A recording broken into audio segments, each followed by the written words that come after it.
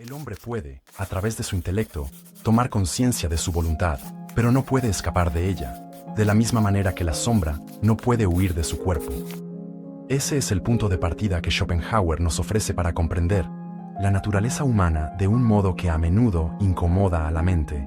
No se trata de un simple capricho filosófico, es una declaración de poder que señala cómo nuestra vida está profundamente entrelazada con una fuerza interior que determina gran parte de lo que hacemos, sentimos y pensamos. Suena radical, pero su intención no es hundirnos en el pesimismo, más bien quiere ofrecernos una comprensión lúcida del por qué a veces nos sentimos atrapados en nosotros mismos, resistiéndonos a aquello que, por alguna razón, termina siendo inevitable. La voluntad, según Schopenhauer, no pregunta ni negocia. Existe como un latido permanente, un flujo que atraviesa los límites de la razón y del tiempo. Nuestras pequeñas ambiciones, anhelos y planes se apoyan sobre esa base inconsciente que, de modo incesante, nos empuja a actuar, a desear y a frustrarnos cuando las cosas no resultan como esperamos. El intelecto, la parte más refinada de nuestra mente, sí puede mirar este proceso y hacerse consciente de él. Sin embargo, la voluntad no se anula con un simple acto de observación. Nos sucede igual que con la sombra pegada a nuestros pies. No se esfuma por el hecho de darnos cuenta de que está ahí. Hay quienes interpretan esta afirmación como un golpe demoledor contra la libertad, pero Schopenhauer no pretendía decir que no existiera la posibilidad de mejorar o cambiar. Su idea, más bien, subraya la potencia de un instinto profundo e irreprimible que conduce a la acción humana. Entenderlo libera energías que a menudo se malgastan en la lucha contra nosotros mismos. Cuando reconocemos que parte de lo que nos motiva y también de lo que nos pone trabas viene de ese motor subterráneo, empezamos a relacionarnos de manera distinta con nuestros impulsos. La clave no consiste en eliminarlos, sino en canalizarlos con la mayor conciencia posible. No es un discurso vacío. Desde la psicología moderna, se confirma que poseemos capas de procesamiento muy anteriores al pensamiento racional. Ahí se gestan reacciones emocionales, miedos, inclinaciones o pasiones, que no solemos elegir de modo consciente. En el cerebro, estructuras como la amígdala se activan antes de que la corteza prefrontal pueda intervenir, disparando impulsos a veces contradictorios. Por eso, incluso cuando nos proponemos ser diferentes o controlar cierto hábito, terminamos sucumbiendo a una voluntad que parece surgir de un lugar más antiguo y poderoso que nuestro intelecto. Visto así, la idea de Schopenhauer deja de ser mera filosofía y se confirma en la realidad cotidiana de cualquiera que busque un cambio personal auténtico. Observar esta dinámica no tiene por qué ser desalentador, siempre y cuando se entienda que el primer paso para transformar algo es conocerlo a fondo. La pregunta práctica que surge de toda esta reflexión suele ser: ¿cómo aprovechar esa fuerza interna sin quedar atrapados en ella como prisioneros? La respuesta se basa en el hecho de que, aunque la voluntad sea una constante ineludible, la conciencia también puede crecer de manera exponencial.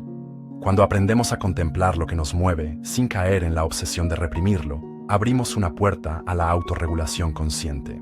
Por ejemplo, los estudios en neurociencia sobre meditación y atención plena muestran que, al entrenar la mente para distinguir un impulso de la acción que le sigue, se van diluyendo los automatismos que nos dominan. Es un proceso progresivo, no inmediato, pero efectivo. La lucha contra uno mismo suele emerger cuando nuestro ideal racional, la imagen de lo que deberíamos hacer, colisiona con los deseos o miedos impulsados por la voluntad. A menudo, hay quien se siente culpable por no lograr imponerse.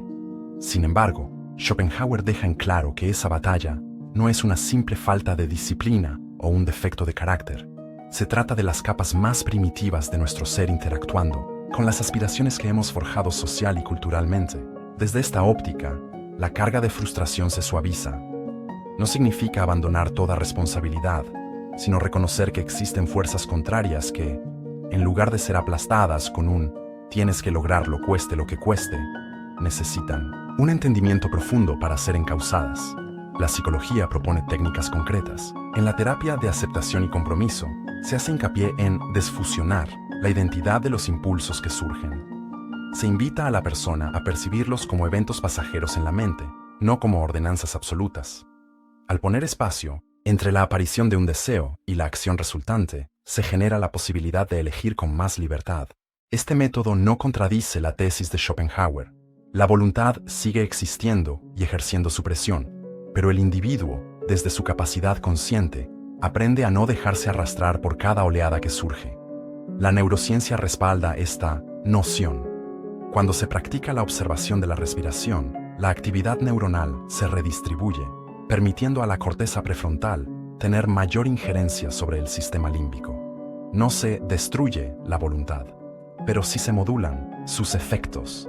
El cerebro gana plasticidad y se reconfigura para responder de manera distinta a los estímulos. No es magia ni esotérico, es la consecuencia de un entrenamiento mental destinado a reconocer la inercia de la voluntad y a interactuar con ella en lugar de negarla.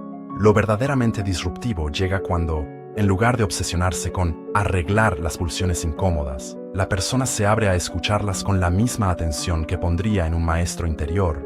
Este giro contracultural rompe con la idea tradicional de pelear contra uno mismo, como si hubiera que vencer o aplastar una faceta oscura de la mente. La voluntad, para Schopenhauer, no es maligna ni benévola, simplemente es. Es el motor que impulsa toda acción humana y animal, el combustible esencial de la existencia. Al reorientar la relación con esa fuerza, nuestra energía deja de desangrarse en batallas internas sin fin. Se vuelve, por el contrario, un recurso valioso para la creatividad, la perseverancia y la búsqueda de sentido. A menudo, la cultura del rendimiento convencional presenta una visión simplista. Esfuérzate, gana, supera tus límites, sé disciplinado sin importar el costo. Suena atractivo en la teoría, pero se vuelve agotador cuando la realidad interna se resiste a cumplir esas órdenes sin un propósito claro. Schopenhauer hablaría de que ese mandato de la razón choca contra la voluntad ciega, dando lugar a tensiones que derivan en ansiedad o agotamiento. En cambio, el rendimiento consciente reconoce la existencia de la voluntad, pero también la va alineando con una forma de atención más elevada. Es un camino en el que, paso a paso, se descubre que la batalla puede transformarse en cooperación interna, generando un estado de fluidez donde ya no hay que estar luchando contra el propio cuerpo o la propia mente. La profundidad del pensamiento schopenhaueriano también deja un espacio para la estética y la compasión como modos de trascender el sufrimiento de la voluntad. Él consideraba que, a través del arte, el ser humano es capaz de contemplar la realidad sin las presiones constantes del deseo. Esa observación contemplativa se parece, en gran medida, a los estados de concentración que se promueven hoy en día en prácticas de mindfulness y meditación, momentos en los que nos sumergimos en la experiencia pura, libres, por un instante, de los embates de un anhelo o un temor específicos. La compasión, por su parte, permite al individuo reconocerse en los demás, disolviendo la ilusión de que somos entidades separadas y rivales en un mundo de competencia. Cuando surge la empatía auténtica, la voluntad se suaviza, porque no busca solo su propio interés, sino que se funde con el cuidado del otro. Es cierto que Schopenhauer pintaba el horizonte con trazos pesimistas, insistiendo en la omnipresencia del sufrimiento, pero también concedía que, a través de la conciencia, del arte y de la compasión, se mitigaba ese carácter implacable de la voluntad. Esto no quiere decir que la anulara, sino que abría la vía para experimentar la vida con más serenidad y, en ocasiones, con destellos de verdadera libertad interior. A pesar de su fama de pesimista, invitaba a descubrir espacios de alivio y trascendencia en medio de una realidad que consideraba dura y carente de un fin objetivo. Mirado desde la perspectiva de la psicología y la neurociencia actuales, esa actitud puede traducirse en un modelo de autoconocimiento profundo. No se trata de endulzar la vida con un optimismo ingenuo, sino de enfrentar la condición humana con una comprensión realista de nuestras fuerzas internas y reconocer que dentro de esa aparente fatalidad también hay potencial para la transformación. Cada vez que nos percatamos de un impulso y elegimos conscientemente cómo responder, desarrollamos un grado de libertad que no existía antes. Puede parecer mínimo, pero sumado cada día, se convierte en una nueva forma de experimentar la vida. Quien se acerque a estas reflexiones con espíritu de aprendizaje puede encontrar, de manera casi inmediata, un alivio insospechado. Ya no hace falta condenarse por no haber cumplido tal o cual expectativa, porque entiende que debajo de cada tropiezo hay fuerzas que llevan milenios operando. La mirada cambia de la culpabilización al autodescubrimiento. Aquel que reconozca sus limitaciones y trabaje en armonía con ellas, tendrá mayores probabilidades de crecimiento a largo plazo que quien se pasa la vida imponiéndose rutinas imposibles y odiándose por no alcanzarlas. Schopenhauer no hubiera usado exactamente estas palabras, pero habría reconocido la lógica de esa reconciliación. El rendimiento consciente no significa conformismo ni pereza. Quiere decir que, al acceder a la voluntad por medio de la observación y la atención, la energía que se utilizaba para forzar o reprimir se libera y se dirige hacia acciones más coherentes con nuestras verdaderas necesidades. De hecho, muchos grandes logros creativos o deportivos surgen cuando el individuo ya no está en guerra consigo mismo, sino que fluye con una voluntad que se ha entrenado para colaborar con sus metas y no para boicotearlas. Ese estado de fluidez, a veces descrito como flow, aparece en investigaciones del psicólogo Mihaly Csikszentmihalyi y muestra que, cuando la mente está completamente involucrada en la tarea, las distracciones del ego y la ansiedad se reducen. No es la ausencia de voluntad, sino su canalización adecuada. Esta comprensión invita a una acción concreta, tomar un momento para analizar los impulsos más fuertes que te gobiernan a diario. Observa si provienen del miedo, del deseo de aprobación, del deseo de competir o de la aspiración genuina por crecer. Reconocer el origen de esos impulsos es crucial para saber qué tipo de energía mueve tus decisiones. Cuando identifiques cuáles son fruto de un anhelo inconsciente y cuáles están alineados con tu conciencia presente, el siguiente paso será decidir con cuál te quedas y cómo lo encauzas. Ese ejercicio de percepción reduce automáticamente la resistencia interna, porque ya no estás intentando esconder o aniquilar nada, simplemente estás tomando nota y eligiendo. Si encuentras en tus reflexiones algo que te llame a compartir, hazlo en la caja de comentarios. Es un espacio para exponer la experiencia real de cómo la voluntad y el intelecto pueden chocar o cooperar en la búsqueda de un mejor desempeño personal.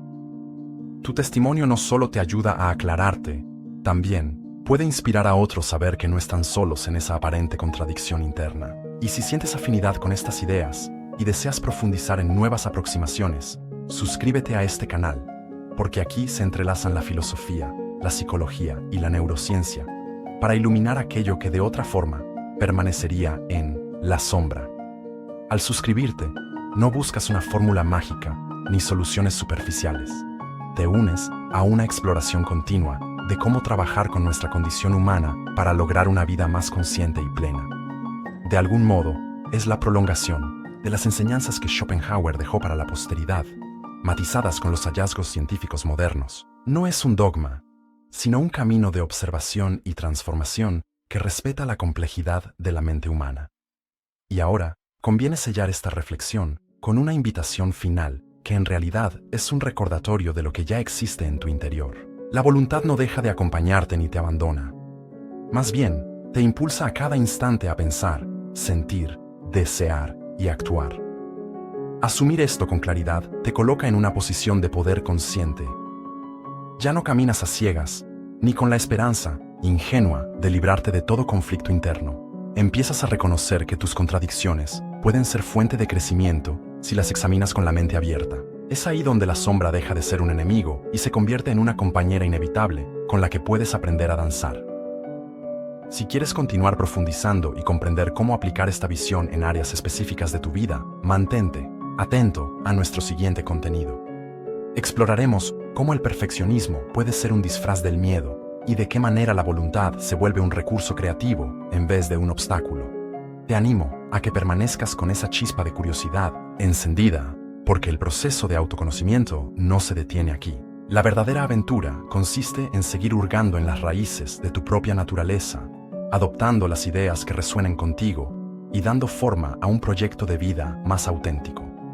Deja tus reflexiones en los comentarios y únete a esta comunidad, donde la filosofía, la psicología y la ciencia se funden en la práctica real de un rendimiento verdaderamente consciente.